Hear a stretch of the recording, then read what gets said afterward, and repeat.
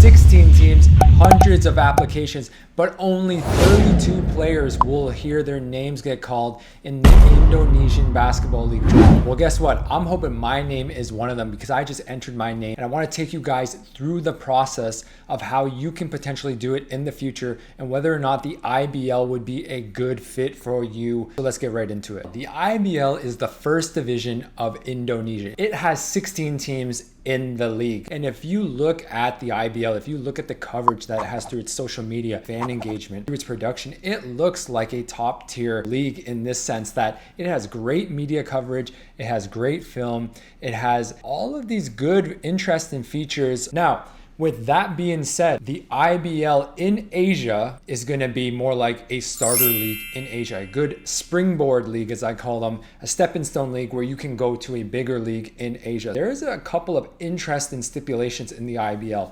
One of the first ones is that there's only 2 imports per team. So regardless of where you land, there will only be one other foreigner with you.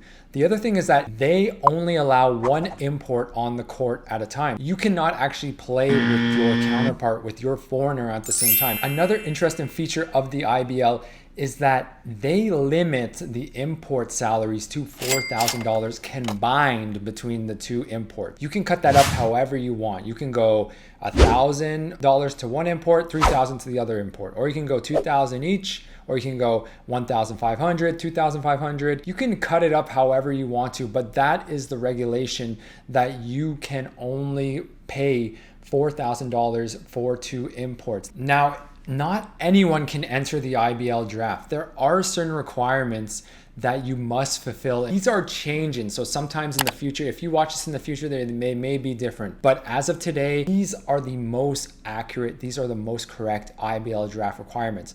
Now, the first thing that you have to consider is that you need a FIBA certified agent to enter you into the IBL draft. So it cannot be someone like a street agent acting on your part. You cannot reach out to teams on your own, asking them to put you on. You cannot go to Indonesia and try out for teams. It has to go through this FIBA certified agent. And there's many reasons for this.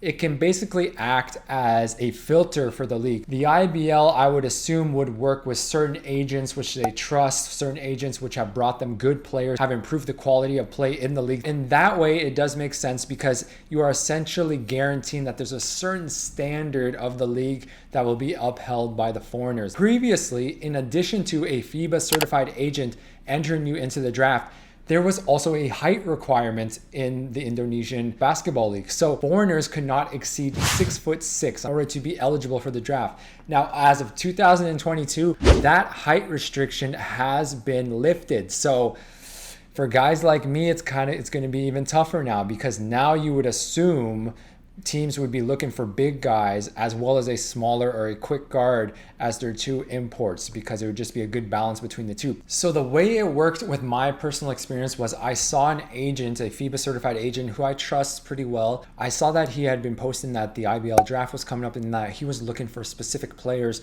to actually enter into the draft. So I sent him a message. I asked him if I was eligible. I sent him my film, my most recent stats, and I said, would you be interested in entering my name? And sure enough, he responded and said, sure, go ahead. What I'm going to need are just a few things. I had all of these things immediately ready, and it was quick because I saw it, I believe, the day or 2 before the actual draft deadline submission was. So, this is why I really encourage players to have your basketball resume ready, to have your basketball highlights ready, to have everything in order because you never know when something might pop up. This is a great opportunity for me. Hopefully, since I've been improving my profile over the years, that maybe I'll get selected. Who knows? But I just wanted to put my name out there, and you have nothing to lose by putting your name out there. I had one friend who I used to play with in El Salvador, and he went in the IBL draft. He went undrafted. And then a few months went by and some guy got hurt. My friend got his opportunity in the IBL, and that was all he needed because he just started ripping that up. They love this guy now. So now he's always going to have an opportunity in the IBL in the future. So even if you go unselected, even if you go undrafted, not all hope is lost because hypothetically, in theory, you could still get into the IBL in the future. Now, even though this is a lower level league in Asia, it's still extremely competitive. A lot of the imports who are there are good, very good players. They're Division 1, Division 2, Division 3 players, overseas pros with multiple years of experience under their belt. These guys aren't like they're green as grass. These guys,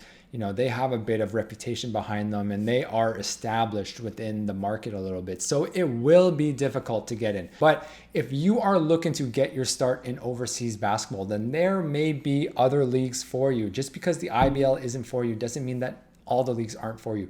If you have minimal experience, if you are struggling to get on with the team, then probably there's another market that would be better for you. Now, if you don't know what I'm talking about, subscribe to this channel, like this video, because I want to take you guys step by step through the journey of how you can maximize your chances and your opportunities of playing overseas. This is all free. I just want to share my knowledge to you and help the next generation, because I never had this growing up, and I know if I had it, I would have been further along in my career than where I am right now. So good luck if you're putting your name in the IBL draft. Best of luck to you. Just remember what the requirements are. Anyway, guys, thanks so much for your time. Take care and God bless, okay? Peace.